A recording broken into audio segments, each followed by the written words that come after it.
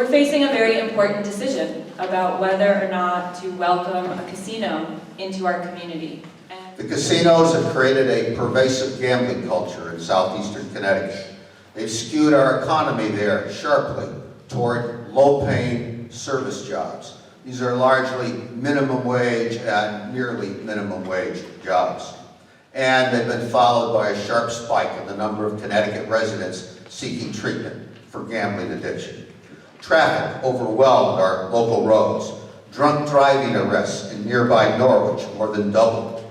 And the annual number of calls to the Little Ledyard's Police Department more than quadrupled. Is it a best use? We have this very large piece of land, one of the largest pieces of land sort of under development perhaps in the whole city. It's a tax. It really is, as you said, a tax on the poor. The big thing is what happens to these jobs as the competition mounts and saturation at casinos takes place. Well, if you look at Connecticut, what is happening is the casinos are laying off. And more importantly, what they're doing is changing the nature of the jobs, and that they're letting go more and more people and then hiring them back as part-time workers for a fraction of what they paid them as full-time workers, and they're cutting their benefits. Did the promises really pan out? One of the places we looked at was Atlantic City. In Atlantic City, jobs were promised, local economic development, similar to what's been promised here, that the local stores, restaurants, etc., would benefit by the spin-offs from this development. So we looked there. After these casinos came, dozens of restaurants closed, other stores closed. The only businesses that expanded, and this is all on record, so if you don't believe this, all you have to do is look at the record. The only businesses that expanded were pawn shops. You heard about the $8 million in subsidies to keep workers at casinos? They're talking about the same thing in Indiana. They're talking about it in New Jersey. They're talking about it in Illinois and other states. Let me show you for a second the future. Here it is. This is the future. It's called technology. In South Boston, they're building an innovation district. They're building an innovation district in South Boston now as we speak to attract people in the technology sector to grow jobs. Good jobs that embrace the future. The future is not in low-wage, dead-end jobs. Here is how much would it cost to fix the 1A corridor to Revere? A lot more than $45 million. And you laugh because you know the answer as well as I do. Here's the thing. And I have written about the Suffolk Downs transportation plan a year ago. It insults my intelligence as a person who's been involved in transportation planning for most of my adult life. It's a flyover. They say they'll build the flyover. By the way, they don't say they'll maintain the flyover. Right? You are taxpayers. Let me in you on a secret. You're maintaining it. That's coming out of your pocket, your children's pocket, and their children's pocket. And I know from experience that it's much more expensive to maintain it than to build it. More traffic means more environmental pollution, means more asthma for our children, means more cardiac health risks for our adult seniors. More traffic means less safety on the streets so kids can't cross the streets. More traffic means more accidents, means your auto insurance is going up. Those are not theoretical impacts. East Boston right now has some of the highest auto insurance rates in the state because of the traffic that the airport and other uses attract. I have objected strongly to the complete lack of public transportation improvements in the Suffolk Downs plan. They're talking about $3 million to improve one station. What we need to have for East Boston's growth is the blue line connected to Lynn and the blue line connected to the red line. Now, if you've ever been to Lynn,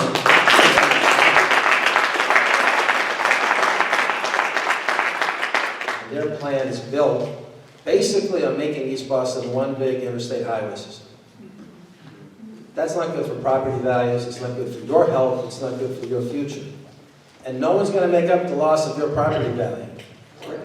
You know, they're describing 4,000 jobs at $42,000 a year. I have 25 years experience in the hospitality industry, and I'll tell you that there is no institution, no one business that can say that they provide across the board, top to bottom, $42,000 a year for hospitality industry. We're talking about minimum wage. They use words like best efforts and substantial. And that's by design, because the second that they sign this agreement and the second that they are awarded a license, the very next day, their very next action will be to start peeling back these promises. One of the first things we did in our study of the economic impacts was to talk to some casino executives about what they saw as the future in terms of the economics of casino development. And here's what one of the executives told me. He said, what we really see as the future of this industry is slot machines. And one of the reasons why we see it as the future is the slot machine shows up every day and they never go out on strike. Now, if you notice, if you've spent any time in casinos, and I've spent a lot of time in them, I have to say I'm a gambler myself. I don't want people to think I have a moral objection. I was only interested in the economic impacts. And I don't play at slot machines. I don't advise you to play at a machine that's programmed for you to lose. If you're thinking about this as a growth industry, forget about it. If you're looking for growth industries, you heard some of them. And Massachusetts, actually, you happen to live in a state that's one of the best states in terms of the growth of future industries. Look at, technology, biotechnology, look at medical industry, look at education industry. And so if you look at where a lot of things are happening, the future is something called transit-oriented development. And this is basically encouraging development. This is a global movement. It's happening nationally as well, to develop areas around existing transit stops. And in fact, not only existing ones, but augmenting the systems that are already in place. So for instance, in our own backyard, there's some fantastic examples. There's one called North Point. It's basically when you're coming into the city on I-93 heading southbound, sort of between there, it's right at Lechmere Station. That station's going to be rebuilt when the Green Line's extended in the near future.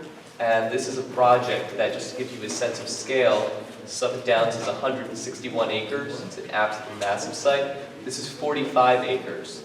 Suffolk Downs is investing $1 billion in their 161 acres. At North Point, $2 billion in 45 acres, a parcel that's 3.5 times smaller. We've got 2 T stations. They have 1. So, and they're existing T stations. So I think there's an amazing potential. And they talk about jobs as a big issue. Well, Assembly Row is a development happening right now in Somerville. It's right behind the Home Depot and Sports Authority. I'm sure a lot of people have been there. It's 55 acres, so it's about a third the size. 9,700 new jobs, 590 retained, 10,000 construction jobs, a 12-screen movie theater, restaurants, Legoland, which is pretty cool. All these types of things. These are much better uses, things that benefit the community. So when you're talking about a parcel of land that size, with easy access to downtown from 2 T stations, a highway, and close proximity to the airport, it's much better. And they talk about jobs as a big issue. Well, Assembly Row is a development happening right now in Somerville. It's right behind the Home Depot and Sports Authority. I'm sure a lot of people have been there. It's 55 acres, so it's about a third the size.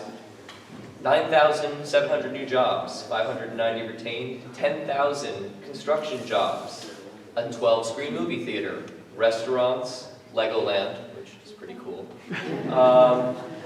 All these types of things. These are much better uses, things that benefit the community. So when you're talking about a parcel of land that size, with easy access to downtown from 2 T stations, a highway, and close proximity to the airport, it's much better. And then the last thing I want to sort of touch on is, if you build a community there instead of a destination, the people who live there are not necessarily added traffic in the same way, because they're not just driving through your community.